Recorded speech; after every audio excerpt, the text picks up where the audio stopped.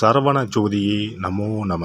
வாழ்க வையகம், வாழ்க வளமுடன். அனைத்து தமிழ் நெஞ்சங்களுக்கும் கனிவான வணக்கங்கள். கடன் இல்லாத மனிதனே இல்லை. பணக்காரனுக்கும் கூட அவன் தகுதிக்கு ஏற்ப கடன் நிச்சயமாக இருக்கும். கடனே இல்லாமல் நான் வாழ்ந்து காட்டுகிறேன் என்று நீங்கள் சவால் விட்டாலும் கிரகங்களும் விதியும் உங்களை எப்படியாவது கடன் வாங்க செய்துவிடும். அப்படி கடன் தொல்லையால் அவதிப்படுபவர்கள் ஏராளமாக இருக்கச் செய்கின்றார்கள். பல்வேறு பரிகாரங்களை செய்து கடன் தீர வேண்டிக் கொள்கின்றனர்.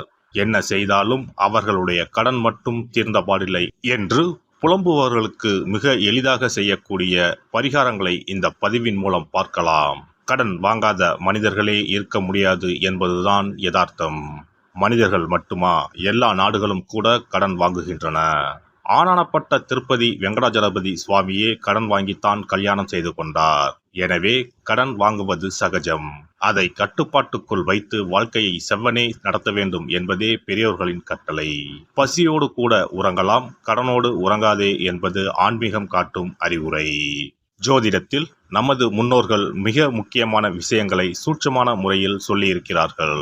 ஒவ்வொரு ராசிக்கும் கடன்கள் அடைவதற்காக என்னென்ன செய்ய வேண்டும், எவையெல்லாம் செய்யக்கூடாது, எந்தெந்த கடவுளை வழிபடலாம் என்ற பரிகார முறைகளையும் சொல்லியிருக்கிறார்கள்.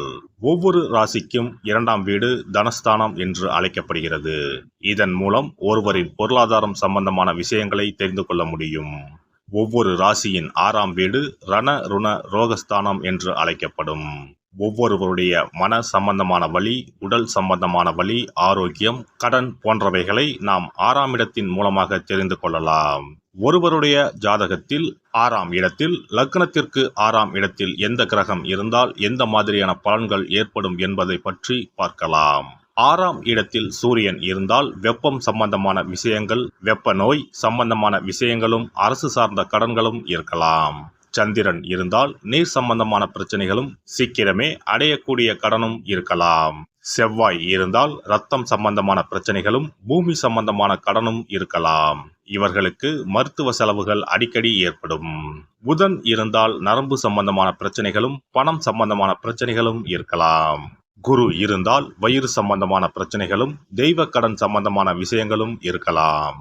சுக்கிரன் இருந்தால் மறைவிடங்களில் பிரச்சனைகளும், கொடுக்கல் வாங்கலில் சில சிரமங்களும் இருக்கலாம். சனி இருந்தால் முழங்கால், முழங்கை, இடுப்பு சம்பந்தமான இடங்களில் பிரச்சனைகளும், பூமி சம்பந்தமான இடங்களில் பிரச்சனைகளும் இருக்கலாம்.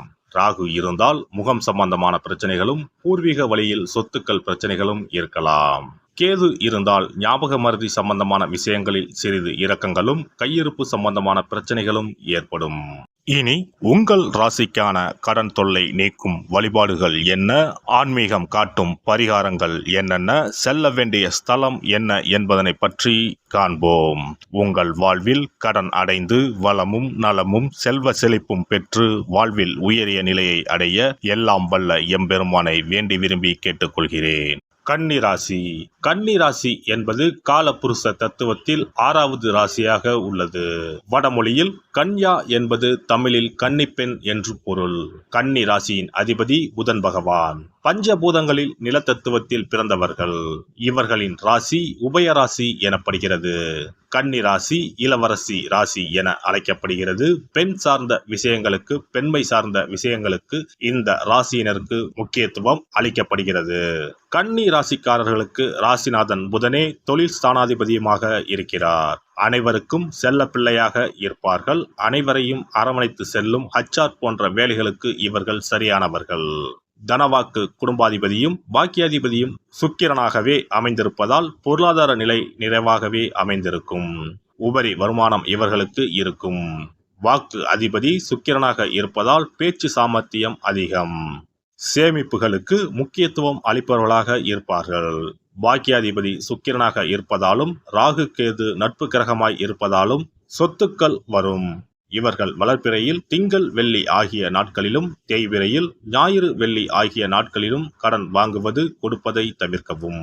இவர்களுக்கு தனாதிபதியாக சுக்கிரனும் ரண ருணாதிபதியாக சனியும் வருகிறார்கள். கடன் அடைவதற்கான பரிகாரம்: சிவன், ஐயப்பன், காவல் தெய்வங்கள் ஆகிய தெய்வங்களை வணங்கினால் நன்மை. கிழக்கு வடக்கு நோக்கி கடனை அடைப்பது நன்மை தரும். ஞாயிறு, புதன், வியாழன் ஆகிய கிழமைகளில் கடன் அடைப்பதை தொடங்கினால் சீக்கிரம் கடன் அடையும். கன்னி ராசிக்காரர்கள் பைரவர் வழிபாடு செய்து வருவதும் நவக்கிரகங்கள் வழிபாடு செய்து வருவதும் மிகுந்த மாற்றத்தை கொடுக்கும். இந்த வழிபாட்டுடன் புதன், குரு மற்றும் சுக்கிர ஹோரைகளில் கடன்களை அடைக்க தொடங்குவதன் மூலம் இவர்கள் வாழ்வில் மாற்றத்தை பார்க்கலாம். செல்ல வேண்டிய ஸ்தலம் அதியமான் கோட்டை கோவிலுக்கு சென்று கால பைரவரை தரிசித்து வாருங்கள். இத்தலம் தர்மபுரி பழைய கோட்டையிலிருந்து 7 கிலோமீட்டர் தொலைவில் அமைந்துள்ளது. சனிக்கிழமைகளில் உளுந்து வடை தானம் செய்யவும். நீங்கள் உண்ணக்கூடாது. மேலும் துளசிக்கு தினசரி நீர் வார்த்து ஒரு மண் அகலில் நல்லெண்ணெய் விளக்கேற்றி வைக்க ருண நிவாரணம் பெறலாம். சிறப்பு வழிபாடு. குலதெய்வ வழிபாடு குறைகளை தீர்க்கும். முந்தைய வினைகளின் காரணமாக உண்டான கடன் தொல்லைகளிலிருந்து மீள குலதெய்வ வழிபாடு உங்களுக்கு துணை செய்யும். 3 பௌர்ணமிகள் தொடர்ந்து குலதெய்வ வழிபாடு செய்து வந்தால் கடன் தொல்லை படிப்படியாக குறையும்.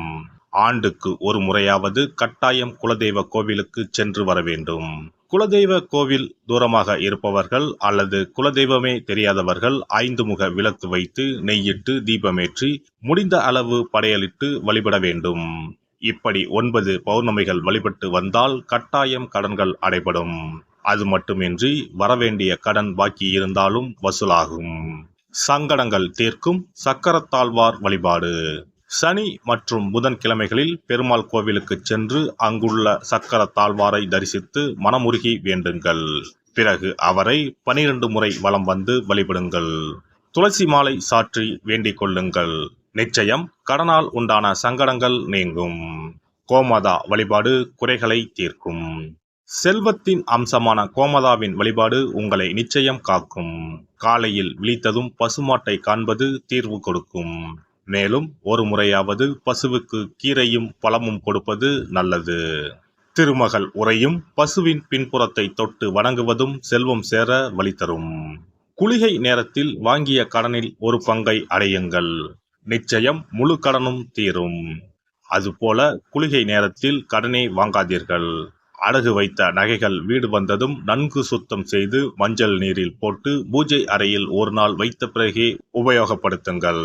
வீட்டை எப்போதும் சுத்தமாகவும் தெய்வ கடாட்சமாகவும் வைத்துக் கொள்ளுங்கள். திருமகள் தங்கும்படி உங்கள் சுற்றமும் செயலும் இருக்கும்படி பார்த்து கொள்ளுங்கள். கடன் தீரும் வரை பூஜை அறையில் மஞ்சள் பொடியால் அக்ஷயம் என்று எழுதி வாருங்கள். தோரண கணபதியை அன்றாடம் விளக்கேற்றி வழிபடுங்கள். சதுர்த்தி நாட்களில் நைவேத்தியம் சமர்ப்பித்து வழிபடுங்கள். நிச்சயம் கடன் தீரும். ருண விமோசன பைரவர் வழிபாடு கட்டாயமாக உங்களின் எல்லா கடன்களையும் தீர்க்க உதவும். அதுபோல பிரதோஷ வழிபாடு நிச்சயம் எத்தனை பெரிய கடன்களையும் படிப்படியாக தீர்க்க உதவும். அதுபோல பஞ்சமி தினத்தில் அம்பிகையை எண்ணி விளக்கேற்றி வழிபட்டால் கடன் பிரச்சனைகள் தீரும். வெண்கலம் அல்லது பித்தளை விளக்கு வாங்கி வசதியில்லாத சிவாலயத்துக்கு தானம் கொடுக்கலாம்.